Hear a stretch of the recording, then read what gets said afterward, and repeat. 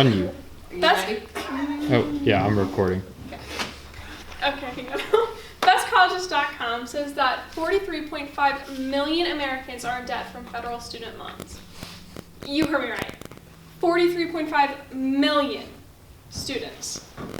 Now, the money for these expenses come from tuition, fees, room and board, your books, and any other education fees like groceries, toilet paper, etc. A year with all these fees adds up to $35,551 for a total of about $142,000. That's a lot of money.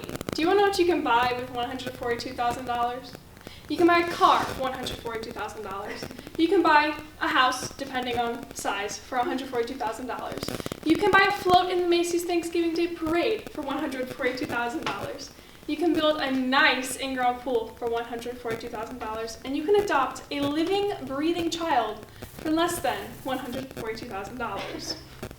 Now, this is a lot of money, so we should all be concerned where this is going because we don't all have the capacity to achieve or attain scholarships for things like athletics or education. You may be wondering, why am I qualified to talk about this? Because I haven't been through college, I'm not going to college yet. But I am a junior, so I'm looking forward to the opportunities and the things college has to offer. And no one else in my family has had any of these struggles because none of my grandparents went to college. My mother got a scholarship for being smart. My father had a 2-year degree using things like the A+ that we have. My older brother just went straight into an internship. And my 2 older siblings got scholarships for academics. Now, we are, in the next few years, will be joining these 43.5 million Americans in debt. So, tuition costs deter from a higher education, says cbpp.org. Over the past 4 years, there's been a 7.5% drop in college enrollment. And it's not necessary to go to college, but you can go to things like trade school or just straight into an internship. But higher paying jobs require a college degree, so a 2-year degree, your bachelor's, your associate's, your master's, your doctorate, and including many jobs like nurses and doctors, teachers and administration, and most businesses you want to go to require you to have a college degree. Now, those who do go into a higher college education are in debt for years after. The average student loan debt among 24-year-olds is $15,028, which is roughly 50.6% of their salary.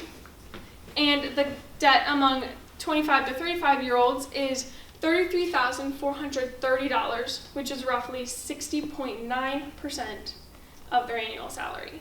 Now, this normally lasts if you do all of this money with no expenses, such as if you want to buy a house, if you want to buy a car, if you need gas, groceries, any basic necessity or anything that costs money, that's excluded from these costs. Which means for 10 years, if you buy nothing and you only pay off your money, that's how long it would take you. That's about 13% of one's life because the average lifespan is 77.35, says educationdata.org.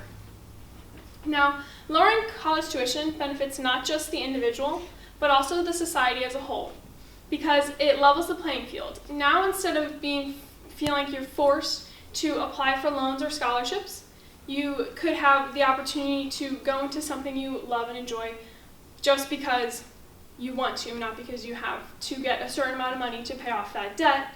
And it allows people who are not rich to go into college. It also creates a more educated population because if the tuition's lowered, it allows for more people to attend, so more people could go to get this higher education. It stimulates the economy because the debt in our society